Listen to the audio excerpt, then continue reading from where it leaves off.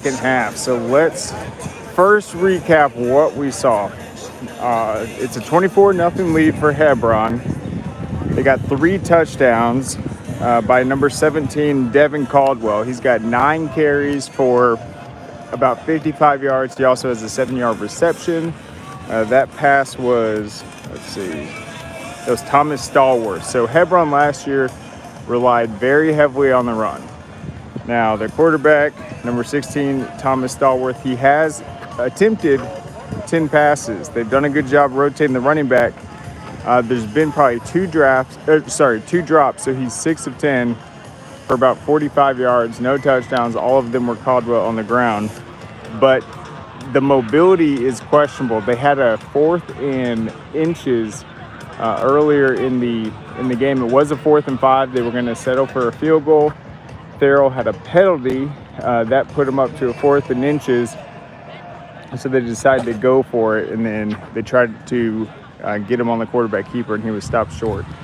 So that's why it is still 24-0, because when you look at the stats, Therrell, they passed midfield once, and then that drive actually ended up going backwards because of penalties. They ended up punting from the 49. They've had a punt on a low snap that the kicker literally punted it off the ground, which I think is illegal. It should be a fumble at that point.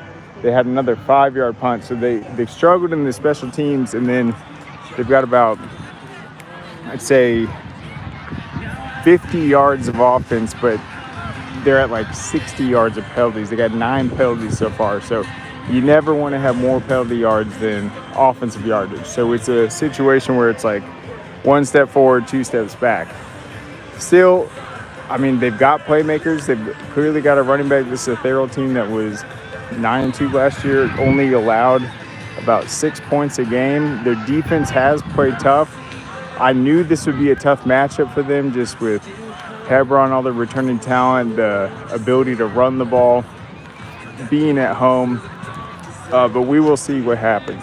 Hebron is going to have an opportunity to close this thing out. How much will we see of Caldwell? He's been unstoppable in the red zone.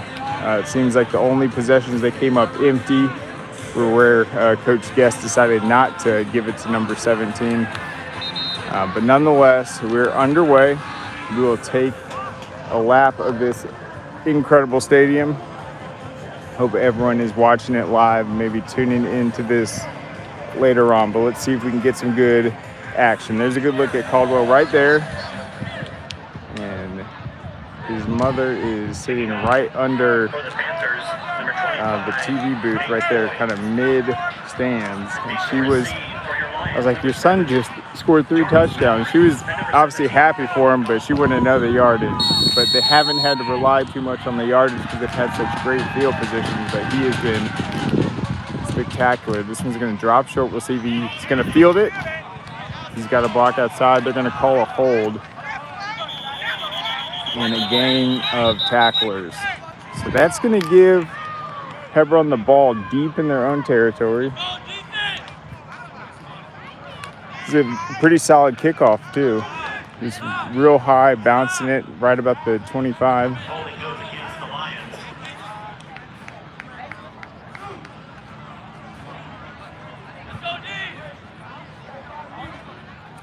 All right, so that's going to mark them back.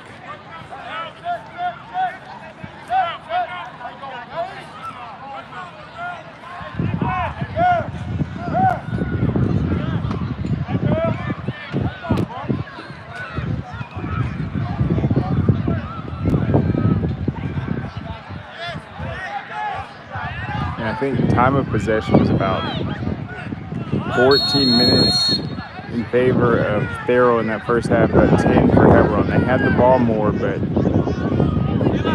it's the inability to kind of string together and try to just gave Hebron a short field.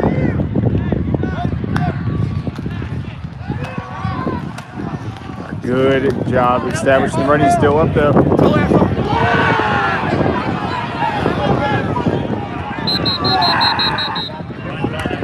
That play had a lot going on. We got a player down. They should have had him on the sack. I think the player might be cramping.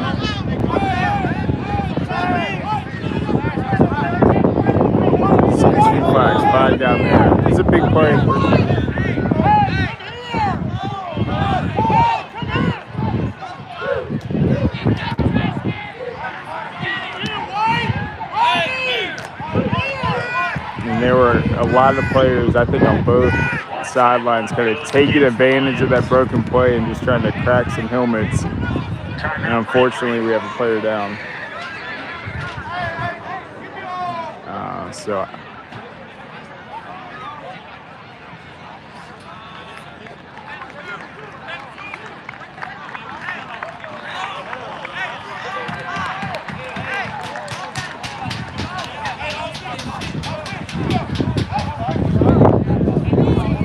I don't know who that's going to go against.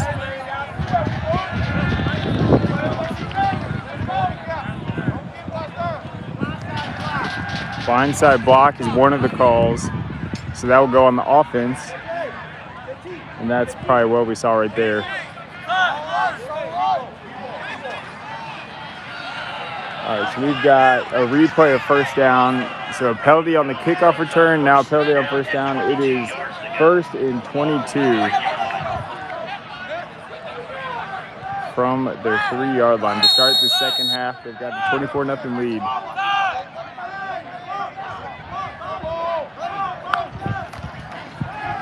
Oh, how did he get that out? Oh my gosh. Because you saw that it looked like it was going to be a safety. They're saying a fumble because, yeah, he already got hit, and then he was able to somehow complete a throwing motion. They wanted a safety on it. It was definitely as close as you can get to a safety. Oh, yeah. Yeah, so it'll be, I'll tweet it out. It's the 7 minutes. I got all the action right here. That was the closest to a safety I've ever seen. He nailed him.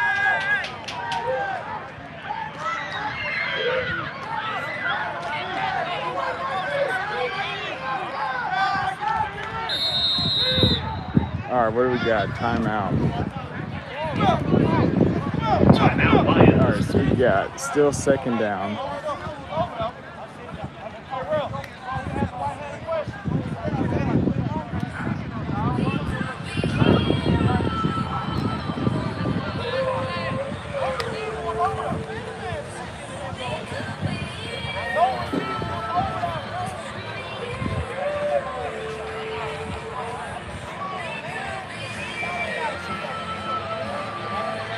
And I think Therrell's going to be aggressive. And we haven't really seen Hebron take any shots downfield.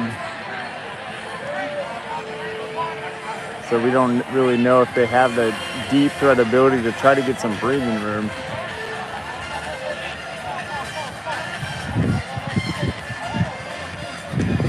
But I feel like until they try to take a deep shot or get a passing game going, Therrell's just going to be aggressive as possible, pin their ears back. I think that was number 2, Carmelo Lofton on the near safety, the defensive back coming in on the blitz.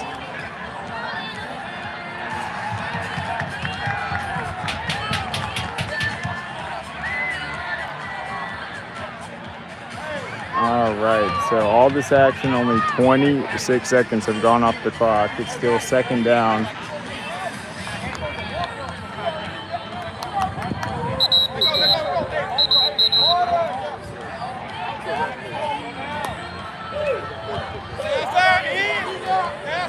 All right, big play coming up.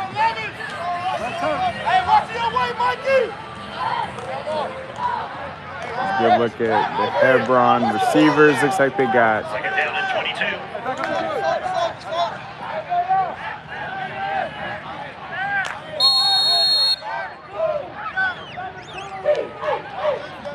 Got Hollingshed, number 4, in the backfield.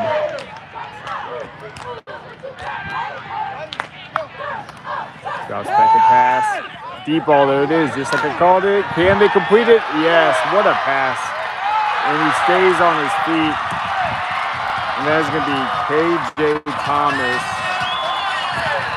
Ball on the 3-yard line. That was a 97-yard touchdown.